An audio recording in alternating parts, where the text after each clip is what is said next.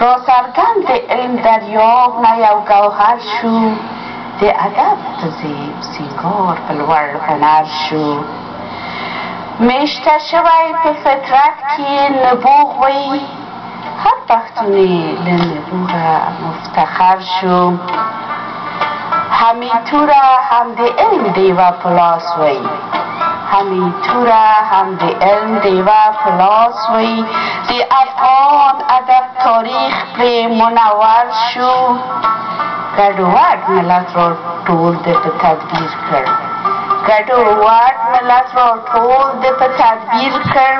بېلابېل قومونه یو کړو رهبر شو د نیکو خاوره په توره لاسته راوړه یرغلګر په تښتېدو له سنګر شو توریشور نه یې غنیم په ویره راغی هر تلوار یې میرچمن په زړه خنجر شو دیدی تختی رو مرچی را یاشی دیدی تختی رو مرچی را یاشی پدا شیر دی پختونخوا و لزر سر شو احمد شاه بابا اشعار شکست رو زردن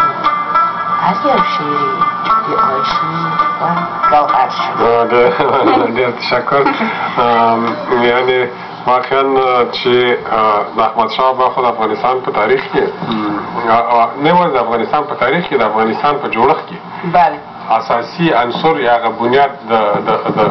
هغه د بیخ تیږه ده او د هغه قدردانۍ پکار دی او کوم تاسو چې په دې خپل شعر کې احمدشاه بابا په کوم شکل باندې نمانځلی دی یعنی واقعا د احمدشاه بابا شخصیت پکې ترسیم شوی دی ډېره مننه کیدای شي د دې وطني شعرونو ترڅنګ